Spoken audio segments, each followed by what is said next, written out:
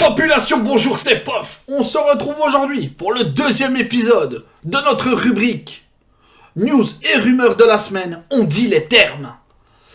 Et je dois t'avouer que, au moment où je tourne cette vidéo, je suis encore un petit peu tendu. Non pas parce que les rumeurs sont mauvaises, ou parce qu'il se passe des trucs de fou dans le monde. Non. J'ai une mise à jour sur mon PC. Une mise à jour qui a déréglé tout mon programme d'enregistrement. Donc, cette vidéo n'a failli jamais être tournée, jamais postée. Mais j'étais pas loin de devoir m'acheter un nouveau PC parce que j'allais lui niquer sa mère. Il faut le savoir, je suis nul en informatique et je n'ai pas un self-control d'une très grande capacité. Mais heureusement, Madame Pof partage ma vie et elle est beaucoup plus calme et réfléchie. Donc elle a réglé le problème, non sans mal. Et je peux continuer mon petit travail de youtubeur tranquillement. Donc merci à toi et gros bisous. Comme pour l'épisode 1, j'ai choisi 4 news. N'hésite pas à me donner ton avis dans les commentaires, à lâcher ton petit pouce bleu si tu aimes le concept, à t'abonner si ce n'est pas déjà fait, et active la petite cloche si tu veux rien rater. Je pense que tout est dit. C'est parti. Et on commence avec une grosse info. Il y avait beaucoup de rumeurs. Re-signera-t-il au Japon? Va-t-il rejoindre l'Athéna au moment de sa renaissance? Va-t-il signer chez WWE? Va-t-il rejoindre l'AEW? Et finalement, Will Ospreay est All Elite. Je ne vais pas parler de Full Gear dans cet épisode parce que je ne l'ai pas encore regardé, tout simplement. J'ai fait la bringue tout le week-end, donc j'étais pas devant le pay-per-view en live et je dois t'avouer que je l'ai toujours pas regardé, donc on va pas trop en parler, ça sert à rien. Je préfère parler de ce que j'ai vu pour éviter de dire il paraît que c'était bien ou... Non, voilà. Si c'était bien, je vais te dire j'ai trouvé ça bien. Si je l'ai pas vu, je te dis rien et je la ferme. Mais bon, bien joué. Tony Khan qui signe un nouveau gros nom dans sa fédération. Et dommage pour la WWE, hein. Dommage pour moi également, parce que bon, je dois t'avouer que un petit Seth Rollins, Will Ospreay, ça fait partie de mes potentiels dream match. Je ne sais pas quand ça arrivera, je ne sais pas si ça arrivera un jour, mais Seth Rollins et Will Ospreay se cherchent sur les réseaux sociaux depuis un moment. Bon, ce sera visiblement pas pour tout de suite, mais une chose est sûre, Will Ospreay va faire des merveilles à la AEW.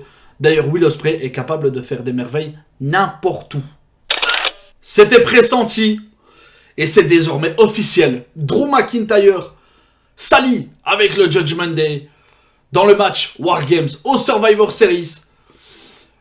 Selon les rumeurs, le 5e membre de l'équipe de Cody Rhodes sera annoncé demain à Monday Night Raw. Personnellement, j'aurais préféré que la WWE garde la surprise. Au moment des entrées, ne rien lâcher. Vraiment, ça aurait été bien. Même si on s'en doute, Randy Orton est largement pressenti pour être le 5e membre. Maintenant, je lis un peu partout. Drew McIntyre a rejoint le Judgment Day. Je ne pense pas. Je pense que ce sera un one-shot. Tout simplement parce qu'il est en rivalité avec Seth Rollins. Seth Rollins est dans la team des Faces. Donc, c'est un moyen détourné de continuer cette petite rivalité entre les deux hommes. Et oui, Drew McIntyre n'a pas besoin du Judgment Day. Le Judgment Day n'a pas besoin de Drew McIntyre, même si bon, certaines personnes sont complètement en transe à l'idée de voir Drew McIntyre avec du crayon autour des yeux, du rouge à lèvres et des trucs mauves dans sa tenue. Moi, personnellement, voilà, ça m'emballe pas plus que ça. Et voilà, quoi. Le match sera bon. Le match sera bon, évidemment. Finn Balor, Gigi McDonagh, technicien, super bon. Drew McIntyre, super brutal. Dominic Mysterio, bah, il va être bon pour encaisser. Et bon, Damien Priest, j'ai pas grand chose à dire. Je suis pas un gros fan de Damien Priest. Personnellement, voilà, je le trouve pas. Je le trouve pas charismatique, je le trouve pas attractif. Son in-ring est passable, mais ça s'arrête là. De l'autre côté, bon, Cody Rhodes, le star power. Jey Uso, là, il est en pleine pop. Seth Rollins, le champion, techniquement monstrueux. Et le dernier membre, c'est qui? Sami Zayn. Sami Zayn, j'allais l'oublier. Lui non plus, je suis pas très fan, tu vois. Mais dans le ring, c'est super. Il a un super moveset. Ça peut être que bon. Et Randy Orton, bah, le slow motion, tu vois, la nostalgie, le RKO qui sortira de nulle part, ça va être bien. J'en suis sûr, ça va être bien. Donc, c'est cool, franchement c'est bien. Restons dans le cadre des Survivor Series, et pour le coup, je ne l'ai pas vu venir. Le Damage Control va faire face à Charlotte, Bianca Belair, Shotzi et Becky Lynch. Aux dernières nouvelles, il y a de réelles tensions entre Charlotte Flair et Becky Lynch. Becky Lynch est à Monday Night Raw. Toute cette histoire se passe à SmackDown. Oui, durant le dernier épisode du show bleu, le Damage Control s'en est pris à Zelina Vega. Mia Yim a discuté avec Bianca Belair et au final, elle s'est fait goumer derrière. Et le fameux coup de téléphone de Charlotte Flair a tout changé. Je suis pas contre le fait de voir Becky Lynch sur la carte. Cependant, je trouve ça relativement moche pour les lutteuses de SmackDown. Parce que, oui, Shotzi débarque là, on sait même pas pourquoi. Hein. Parce que Charlotte Bianca, elles se font déboîter, Shotzi, elle sort de nulle part alors qu'elle a pas d'histoire avec eux. Voilà, oui, il y avait l'histoire avec Bayley au moment où elle a coupé ses cheveux, machin. Oui, d'accord, mais ça date.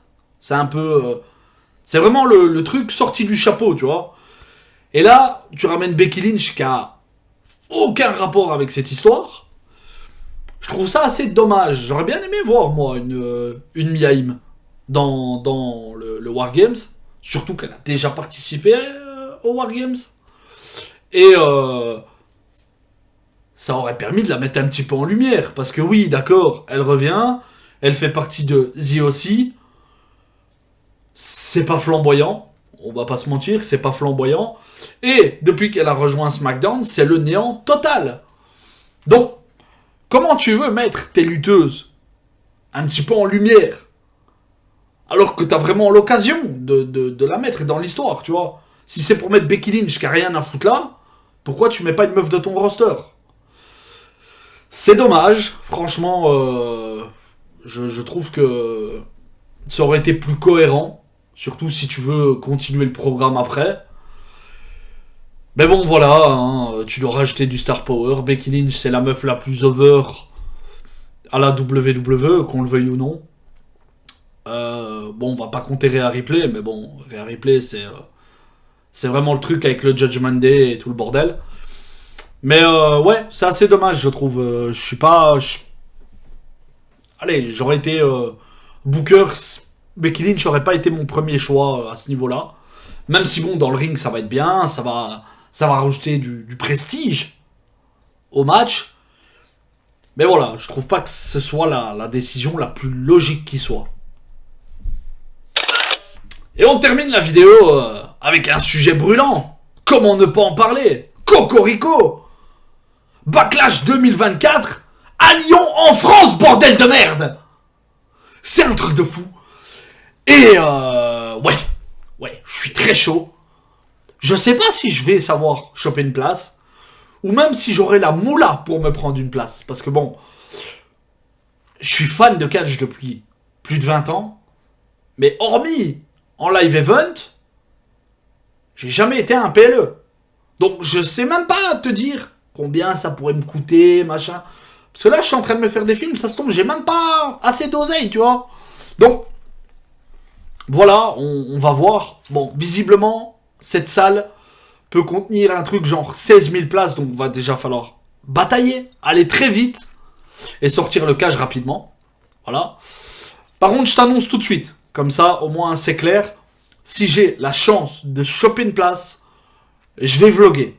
Comme ça, si ça peut permettre aux membres de la population qui n'auront pas eu la chance de choper une place, eh ben, voilà, tu pourras peut-être vivre un petit peu l'expérience de l'intérieur grâce à ça. C'est pas pour foutre le seum à qui que ce soit, hein, évidemment. Mais moi, personnellement, j'ai pas la chance d'y aller. Je vais avoir le démon. Mais j'ai certainement d'autres collègues youtubeurs qui vont, eux, faire des vlogs. Et je vais regarder, tu vois. Voilà, là, voilà, ce sera différent. Parce que bon, quand ils partent aux États-Unis et tout, là, je me dis pas, ah bordel, j'aurais pu y aller.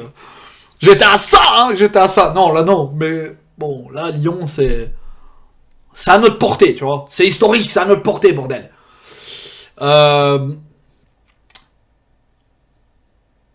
Je dois t'avouer que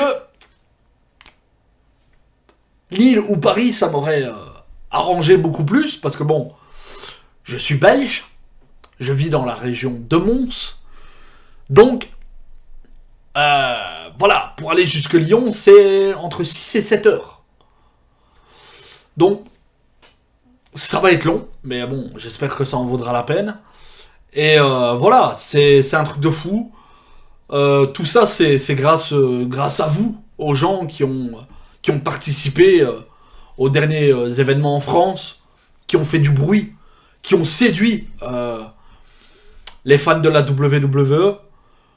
Évidemment, et sans faire le mec qui tente de se créer des ouvertures en disant ça, parce que bon, c'est pas le cas. Mais je pense que l'idée de Sturi avec son fameux clapping pour Butch, ou l'accueil incroyable, certainement le plus grand de toute sa carrière pour Baron Corbin, ils sont pour beaucoup.